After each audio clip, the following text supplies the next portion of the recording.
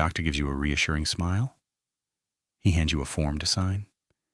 You are in rural Alabama. It is 1932. You are a poor, black farmer. You have never seen a doctor before. This man from the United States Public Health Service is offering you something miraculous: free health care, free meals on examination days, free burial insurance for your family. All you have to do is join a new government health program. They're calling it the Tuskegee Study of Untreated Syphilis in the Negro Male. You have syphilis. You do not know this. They tell you have bad blood, a local term for fatigue, for aches, for a dozen different ailments. You trust the nurse from the Tuskegee Institute, a respected black college. You trust the man in the white coat. You sign the form. You are now part of the longest-running non-therapeutic experiment on human beings in medical history. The treatment begins. Aspirin, iron tonic, a placebo. The actual disease, the syphilis spiraling through your nervous system, your cardiovascular system, is left entirely alone. The doctors are not here to cure you. They're here to watch you die. This is the central quiet horror of Tuskegee. It was not a study gone wrong. It was not an accident. The disease was the point. The promise of care was the bait, and the trap was sprung the moment you walked in the door, placed your trust in a system that had never earned it, and sat down on that paper-covered table. The betrayal is methodical, it is bureaucratic, it is sanctioned. In 1928, a PHS doctor named Taliaferro Clark conceives of a study. He wants to observe the natural progression of syphilis in black men from infection to death. The racist medical theory of the time posits that syphilis affected black people differently, that it attacked their cardiovascular systems more and their neurological systems less than it did in white patients. This theory is nonsense, but it provides the scientific justification, the thin veneer of purpose for what comes next. The location is chosen with cynical precision. Macon County, Alabama, one of the poorest counties in one of the poorest states. The population is largely black, deeply impoverished, and has virtually no access to medical care. The partner is the Tuskegee Institute. Its reputation in the black community is unimpeachable.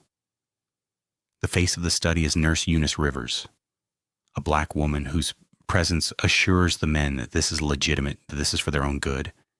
She is the friendly, constant figure. She drives them to appointments. She remembers their families. She is the human shield for the experiment. The recruitment is a masterpiece of exploitation. You are offered the things you cannot have: medical care, a hot meal, $50 for your funeral, for a man who works sunup to sundown for a pittance, who watches his children go hungry. This is not a choice. It is a lifeline. You take it. The initial treatment is a pantomime. Mercury rubs, arsenic injections, protocols already known to be ineffective and soon abandoned entirely. By 1936, the study directors know penicillin is on the horizon. They know it might cure syphilis. This presents a problem. A cure would ruin the experiment. So a decision is made. A quiet administrative decision buried in memos and meeting minutes. The men will not be told they have syphilis. The word will never be used. They will be told they have bad blood. And when a cure is found, they will not receive it. The study must continue to its natural endpoint: death, autopsy, the harvesting of pathological data. Your body is not your own. It is a specimen, a data point in a long-running graph. The first major ethical challenge comes from within. In 1947, the Nuremberg Code is established in the wake of Nazi medical atrocities. Its first principle is clear. The voluntary consent of the human subject is absolutely essential. The directors of the Tuskegee study read this code. They discuss it, and they decide it does not apply to them. Their work continues. The men are now entering the most devastating phases of the disease: cardiovascular complications, tumors, paralysis, blindness, dementia. The doctors and nurses take notes. They track the progression. They offer aspirin. The year is 1951. A public health campaign sweeps the nation. It is called the Rapid Treatment Center Movement. Its goal is to seek out and cure syphilis with penicillin, which is now the established definitive cure. Health department workers fan out across the South, including Macon County, Alabama, and they find men on the Tuskegee study list. They try to treat them, and they are stopped. Official letters are sent from the United States Public Health Service to the Alabama Health Department. The letters contain lists of names. The men on these lists are not to be treated. They are to be sent back to the Tuskegee Institute nurses. They are to be preserved like insects in amber for the study. The government, knowing it has the cure in its hand, actively hunts down its own citizens to prevent them from receiving it. The mechanism is seamless. A man is drafted into the Army during the Korean War. His induction physical reveals syphilis. The Army moves to treat him. The Public Health Service intervenes. They contact the draft board. They have the man removed from the treatment line and sent home. Back to the study. Back to the observation. Back to the promise of a $50 burial stipend. The betrayal is no longer passive observation. It is active sabotage. It requires more effort, more paperwork, more deliberate malice to deny the cure than it would to provide it.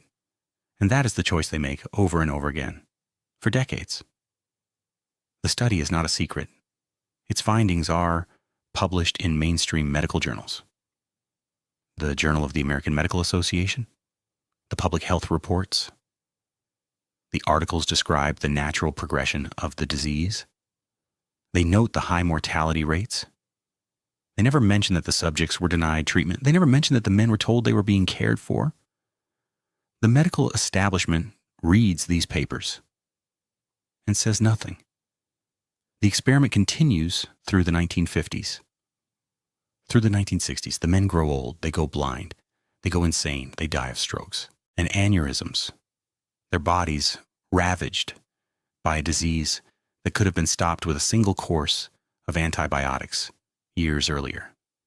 Nurse Rivers continues her rounds. She maintains the files, she attends the funerals, offering condolences and ensuring the families get the burial money so the next of kin will sign the autopsy permit. The data set must be completed. The endpoint must be reached. In 1966, a young PHS investigator named Peter Buxton hears whispers about the study. He is not a doctor. He is a social worker and epidemiologist. He starts asking questions. He obtains documents. What he reads horrifies him. He writes a memo to his superiors. He outlines the clear ethical violations. He argues the study is morally indefensible. The response from the PHS hierarchy is not concern. It is irritation. They dismiss Buxton. He lacks a medical degree. He does not understand the scientific value. He is a troublemaker. They form a committee to review the study's ethics in 1969. The committee meets. They look at the 40 years of data. They acknowledge the men have been denied treatment. They discuss the fact that most are now beyond medical help, their bodies too damaged by decades of untreated syphilis for penicillin to do much good. And they vote unanimously to continue the study. The reasoning is cold, clinical, and monstrous. The men are now beyond help. Stopping the study would waste all the data. They must be tracked to their deaths. Their autopsies are the final, crucial pieces of the puzzle. The committee decides the only ethical breach would be to not finish what they started. Peter Buxton is told of the decision. He waits. He watches. And then he makes a choice. He goes outside the system. He contacts a friend, a reporter. The story is about to break. But before it does, you are still in that room. You are one of the original 399. Your name is Charles Pollard, or Herman Shaw, or Freddie Lee Tyson. You have lived a life of pain, believing you were cared for by your government. You have no idea you are the subject of the longest, most malicious lie in American medical history. And you have no idea that in a few years, when a reporter finally tracks you down and tells you the truth, you will look at her with a calm, weary disbelief and say the words that will haunt every official report, every apology, every hollow attempt at reconciliation. You will say, "But I thought they were trying to help me." The door to the examination room is about to open. The world is about to find out, and the men inside, the ones who are still alive, are about to learn that the smile from the doctor, the kindness from the nurse, the promise of care that sustained them for 40 years was the mechanism of the trap. And the final unsettling revelation is not in a leaked report. It is in a simple, devastating fact. By 1972, when the story finally explodes onto the front pages of America, 28 of the men have died directly from syphilis. 100 more are dead from related complications. 40 of their wives have been infected, and 19 children have been born with congenital syphilis. The study did not just observe a disease, it became a vector. The story breaks on July 25th, 1972. Jean Heller of the Associated Press puts it on the wire. The headline is simple. Syphilis victims in U.S. study went untreated for 40 years. It is not a medical journal article, it is a scandal. And it works. The public outrage is immediate and volcanic. Senators demand answers. The Department of Health, Education, and Welfare orders the study shut down. Just like that, it's over. But here's the thing about a 40-year lie. Unraveling it is not the same as understanding it. Exposure is not a conclusion. It is the beginning of a much darker question. How many people knew? And when did they know it? You start digging through the archives, through the declassified hearing transcripts, the internal memos. You are looking for the moment, the precise point where this stopped being questionable study and became a crime. You find it. It is not in 1932. It is in 1947. The same year the Nuremberg Code is established, laying out the basic principles of ethical human experimentation. The Tuskegee study directors receive a letter. It is from Dr. R.C. Arnold, a senior PHS official. He is concerned. Penicillin is now the standard cure for syphilis. He writes, and this is a direct quote, "It seems to me that the existence of this study and the fact that these patients are not being treated should be kept very quiet." He suggests maybe they should treat the men. The response from the study's director, Dr. John R. Heller, is definitive. No, the study must continue. The men are not to be treated. This is 1947. The world has just finished prosecuting doctors for unethical human experimentation. The American medical establishment has the cure in one hand and the new ethical code in the other, and it looks at the 399 men in Alabama, and it chooses the data. This is the active barrier. The study is no longer just observing. It is intervening. It is protecting its specimens. You find the lists, actual typed lists of the men's names, distributed to local health departments and doctors. A directive. Do not treat these men. If they come to you, send them back to the Tuskegee nurses. You find the draft records. A man is inducted into the Army. The Army finds his syphilis. They move to treat him. A PHS officer contacts the draft board. He has the man removed from the treatment line and sent home. Back to the experiment. The bureaucracy is not failing. It is functioning perfectly. Its purpose has just been inverted. Its mission is no longer health. Its mission is preservation of the experiment. The machinery is humming, and it requires more effort, more memos, more deliberate action to deny treatment than to provide it. That is the choice they make over and over for 25 more years after the cure exists. The horror is in the paperwork. The banality of the evil, it is a check mark on a form, a name on a list, a polite letter to a county official. You keep digging. You find the publications. The study was never a secret. Its findings were published in the most respected medical journals in the country. The Journal of the American Medical Association, Public Health Reports. The articles describe the natural progression of the disease, the cardiovascular damage, the neurological decay, and with the high mortality rates. They never mentioned that the subjects were deliberately denied treatment. They never mentioned the men believed they were in a care program. The medical community read these papers. They cited them. They accepted the data, and they asked no questions. The system was not blind. It was complicit. It saw the results and ignored the methods because the methods were inconvenient, because the data was valuable, because the subjects were poor, black, and far away. And you hit 1966. Peter Buxton, the PHS investigator, files his first formal ethical complaint. He is not a doctor. He is a social worker, an outsider. He reads the files and he sees what the doctors have chosen not to see: human beings. He writes a memo. He outlines the clear violations. He calls it a moral dilemma. The response is a masterclass in bureaucratic gaslighting. They form a committee. They discuss it.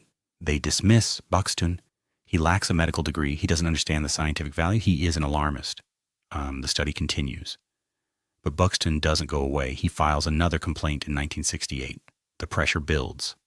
So in 1969, they convene a proper panel, the ad hoc advisory panel. This is the moment of truth. The cure is widespread. The ethical codes are decades old. The evidence of harm is overwhelming. The panel meets. They review everything. And they reach a unanimous decision. Continue the study. Do not treat the men. Their reasoning, documented in the official report, is a monument to moral bankruptcy. They argue that the men are now beyond help, that their syphilis is too advanced for penicillin to be of any real benefit, that stopping the study would waste all the precious data, that the only ethical course is to track them to their deaths and secure autopsies. They reframe the atrocity as a scientific obligation. They take the result of their own 40-year betrayal, men rendered untreatable by decades of withheld care, and use it as the justification to continue the betrayal. It is a perfect, closed loop of cruelty. The panel does recommend one thing. They suggest obtaining informed consent from the survivors. Not consent to be treated. Consent to continue being untreated. To continue being observed until they die. The men are still told they have bad blood. They are still not told about penicillin. They are asked to sign a form agreeing to an autopsy after they die. They are offered a new incentive, a certificate of appreciation, signed by the Surgeon General of the United States. A piece of paper for a lifetime of being a lab rat. This is 1969. The study is now 37 years old. The men are old, sick, dying. And the United States government is still lying to them, still offering them trinkets for their cooperation, still prioritizing their corpses over their lives. Peter Buxton is told of the panel's decision. He waits. For 3 years, he waits. He watches as the men die. He reads the autopsy reports as they come in, the final data points, and then he makes his choice. He calls Jean Heller. He leaks everything. The story blows up the world. The government reacts with shock. With dismay, they claim ignorance. They blame the past. But the documents tell a different story. The paper trail is a 40-year scream. It leads right to the top, to the surgeons general, to the heads of the public health service, to the panels that reaffirmed the work. The exposure forces a confrontation the men never got. Congressional hearings. Lawyers for the survivors and the families sit across from the government doctors. One of those lawyers is Fred Gray, a civil rights attorney who had also represented Rosa Parks. He asks a simple, devastating question. He asks Dr. John R. Heller, the former director of the study, if he feels the men were treated ethically. Heller's answer is calm. Professional, he says. I don't think they were treated unethically. He is under oath. He says this in a room where the survivors are sitting, men who are blind, men who are paralyzed, men whose wives and children were infected because of the study. He looks at them and says he sees no ethical problem. The system has not just betrayed the men. It has completely insulated itself from the reality of that betrayal. It speaks a language of protocols and endpoints and data sets.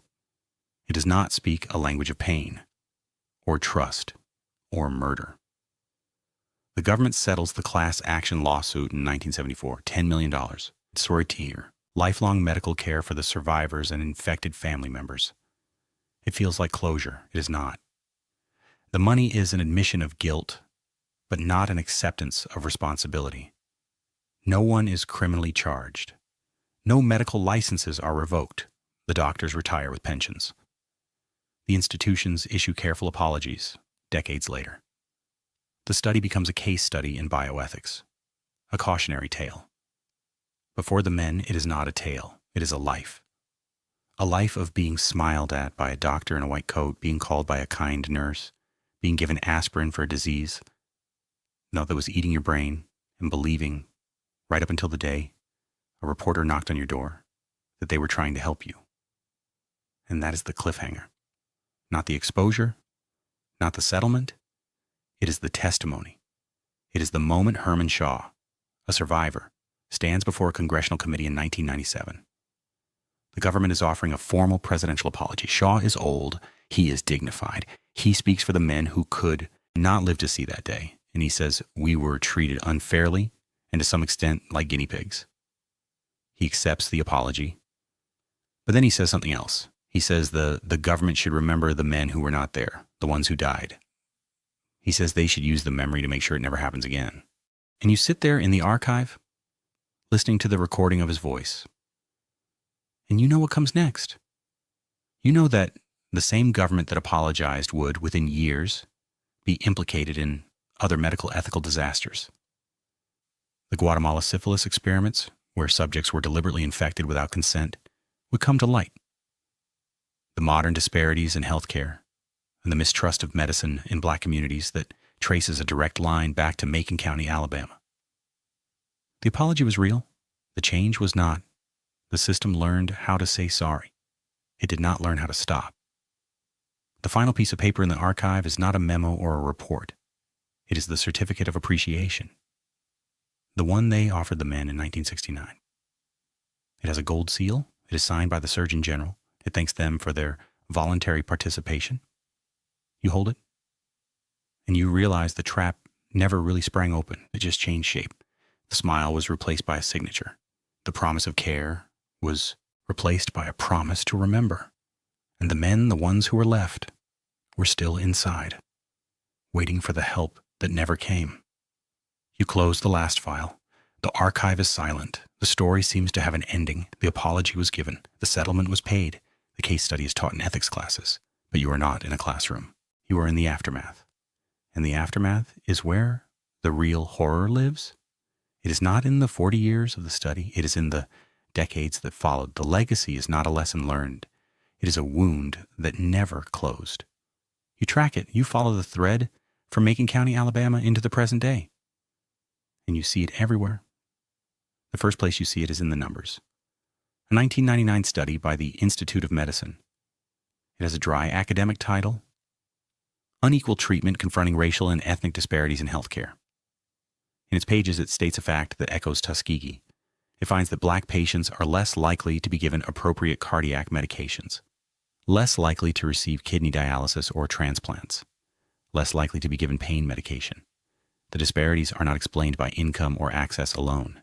There is a bias in the system, a silent, persistent ghost in the diagnostic machinery.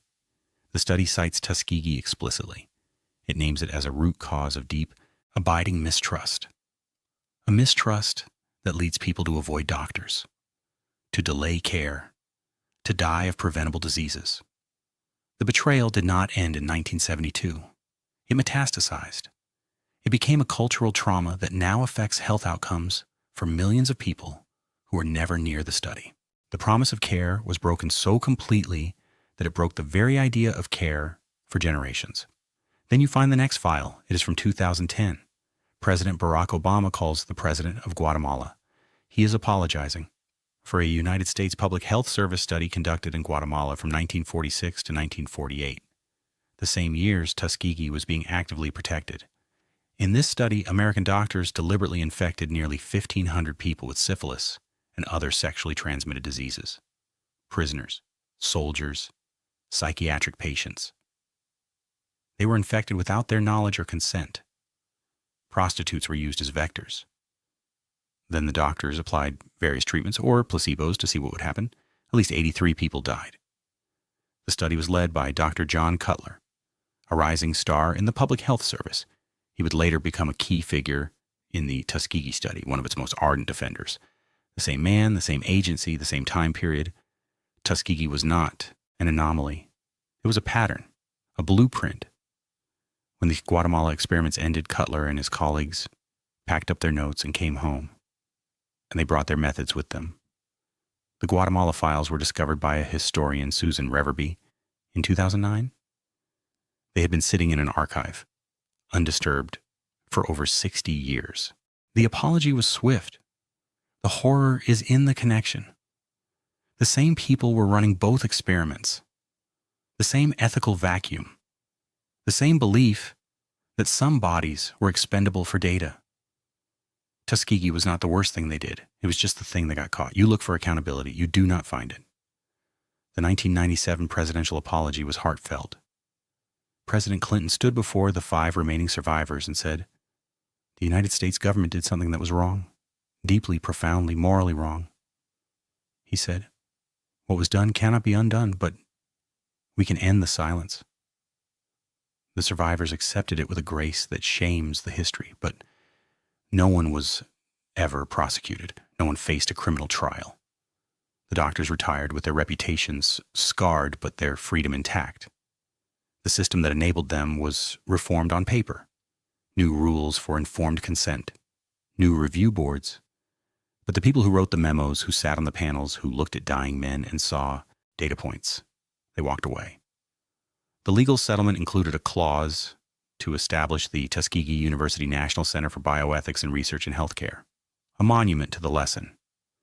But you visit its website, you look at its funding, and you see the grim irony. The center struggles for consistent financial support. The government that funded a 40-year death study cannot find a permanent budget for the institution built to prevent another one. The memory is curated. The funding is not. The final haunting revelation is in the living survivors, not the men, the descendants. You read the interviews, the sons and daughters, they talk about their fathers. Proud men, hard-working men, men who came home from those examinations quieter, men who deteriorated in front of their families, believing they were getting help. The children inherited the disease, congenital syphilis, they inherited the poverty, and they inherited the silence. A silence born of shame and confusion and a deep, unspeakable betrayal. The study stole their fathers, then it stole their history. It made their suffering a secret. Even the apology, when it came, felt distant. A government ritual. It did not give them their fathers back.